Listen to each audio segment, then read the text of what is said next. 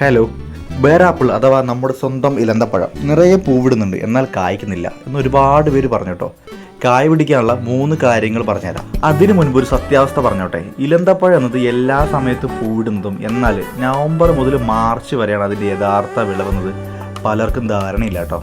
അപ്പോൾ പിന്നെ ബാക്കി സമയത്ത് കായ പിടിക്കുന്നില്ല എന്ന് പറയുന്നത് ചെടിയെ ചീത്ത വിളിച്ചിട്ട് വല്ല കാര്യമുണ്ടോ? പിന്നെ നവംബർ അല്ല, ഏത് സമയത്തും കായ പിടിക്കുന്നില്ല എന്ന് പറയുന്നവർ കുറച്ച് കാര്യങ്ങൾ ശ്രദ്ധിച്ചോളൂ കേട്ടോ. ഒന്നാമത്തത് വളപ്രയോഗമാണ്. ചെടികൾ വളരാനും കായ പിടിക്കാൻ ആവശ്യമായിട്ടുള്ള നൈട്രജനും പൊട്ടാസ്യം അടങ്ങിയ വളങ്ങൾ നല്ല രീതിയിൽ നൽകണം. അതുപോലെ തന്നെ രണ്ടാമത്തെ, നാര് പോലെ കമ്പുകൾ വളരാൻ വിടാതെ ബേറാപ്പിളിന്റെ ശിഖരങ്ങൾ വെട്ടി ഒതുക്കി നിർത്തണം കേട്ടോ. മൂന്നാമത്തെ, പൂക്കളിൽ പരാഗണം നല്ലപോലെ നടക്കാനായിട്ട് ഫിഷ് അമിനോ പോലുള്ള ജൈവ സ്ലറികൾ ഉപയോഗിക്കുക. ഇത്രയും കാര്യങ്ങൾ ശ്രദ്ധിച്ചാൽ നിങ്ങളുടെ വീട്ടിൽ ബേറാപ്പിളും കായ തരും. കായ പിടിക്കാൻ പൊട്ടാസ്യം അടങ്ങിയ വളങ്ങൾ ഇടാൻ പറഞ്ഞല്ലോ.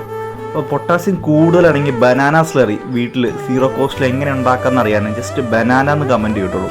റെസ്പോൺസ് എങ്ങനെയുണ്ടെന്ന് നോക്കട്ടെ. കൂടുതലുണ്ടെന്നുണ്ടെങ്കിൽ വീഡിയോ ഉടനെ ചെയ്യുന്നതാണ് കേട്ടോ. Thank you.